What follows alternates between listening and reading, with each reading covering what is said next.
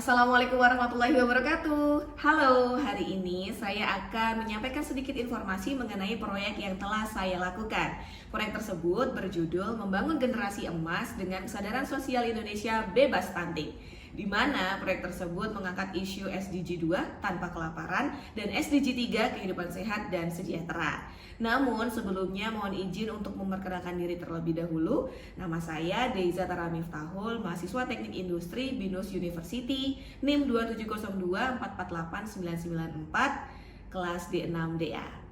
Adapun latar belakang saya mengambil proyek ini karena prevalensi stunting di Indonesia yang masih sangat tinggi, yakni 21,6% pada tahun 2023, sedangkan target WHO di bawah 20%. Permasalahan ini tidak hanya berdampak pada tumbuh kembang fisik anak, tetapi juga menghambat perkembangan kognitif dan produktivitas jangka panjang.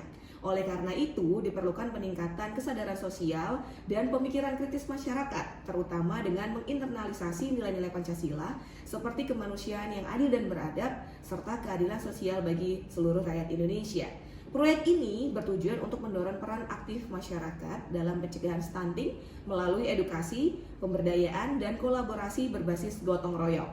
Bagi mahasiswa, proyek ini menjadi sarana untuk memperkaya wawasan, mengedukasi masyarakat, dan memberdayakan komunitas sebagai bagian dari kontribusi nyata terhadap pembangunan berkelanjutan. Nah, rumusan masalahnya ada 5. Apa aja tuh? Yang pertama, apa saja faktor-faktor yang memengaruhi persentase stunting di Indonesia? Yang kedua, bagaimana tingkat kesadaran sosial masyarakat terhadap permasalahan stunting di Indonesia? Yang ketiga, bagaimana peran institusi pendidikan dalam meningkatkan pengetahuan dan pemahaman masyarakat tentang stunting? Yang keempat, apa saja bentuk konkret dalam pemberdayaan masyarakat untuk mengurangi angka stunting di Indonesia dengan mengedepankan nilai-nilai Pancasila? Dan yang terakhir atau yang kelima, bagaimana implementasi nilai-nilai Pancasila dalam meningkatkan pemikiran kritis dan partisipasi sosial dalam upaya mengatasi stunting? Nah, saat melakukan proyek ini, saya melakukan wawancara dengan 2 orang narasumber. Yang pertama, seorang ibu pekerja dengan 2 orang anak, dan satu lagi adalah tenaga kesehatan dengan 1 orang anak. Dari wawancara tersebut, ada beberapa hasil temuan yang telah saya dapatkan.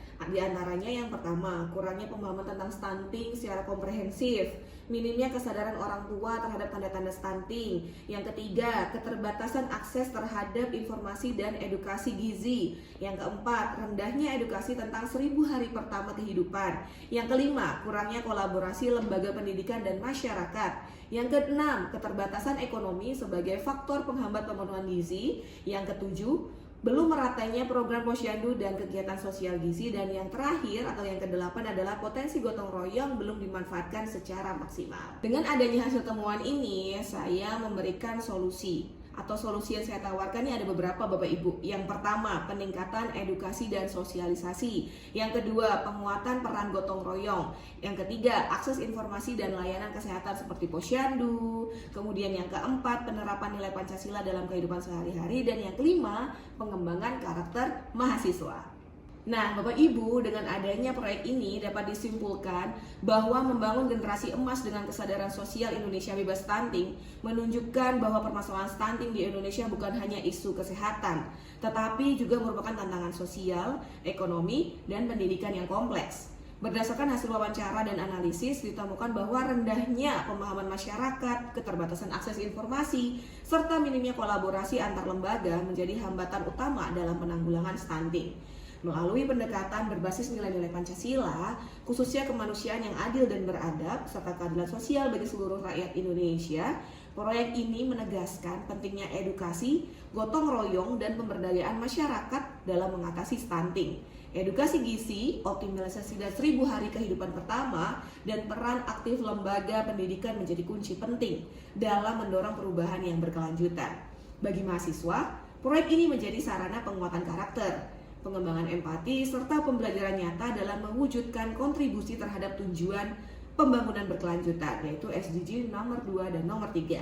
Kesadaran sosial dan pemikiran kritis yang terbentuk melalui kegiatan ini diharapkan dapat terus ditumbuhkan untuk menciptakan generasi Indonesia yang sehat, cerdas, dan berdaya saing tinggi. Nah, dari hasil penelitian proyek ini, saya menyadari bahwa stunting bukan sekedar masalah kurang gizi, tetapi berkaitan erat dengan aspek ekonomi, edukasi, dan pola asuh. Wawancara dengan narasumber memperluas perspektif saya bahwa masih banyak orang tua yang tidak menyadari tanda-tanda stunting. Proyek ini memperlihatkan pentingnya nilai gotong royong dan peran penting masyarakat. Program posyandu, kegiatan memasak bersama, serta edukasi gizi menjadi bentuk nyata dari sila kedua dan kelima Pancasila. Saya juga belajar bahwa kolaborasi antara lembaga pendidikan dan masyarakat harus ditingkatkan. Proyek ini tidak hanya memperkuat pengetahuan saya, tetapi juga membangun empati, pemikiran kritis, dan kemampuan bekerja sama dalam tim. Sekian informasi yang dapat saya sampaikan, semoga membawa kebermanfaatan bagi seluruh penonton dan juga lingkungan sekitar. Sampai jumpa di topik selanjutnya. Saya Deiza mohon undur diri. Wassalamualaikum warahmatullahi wabarakatuh.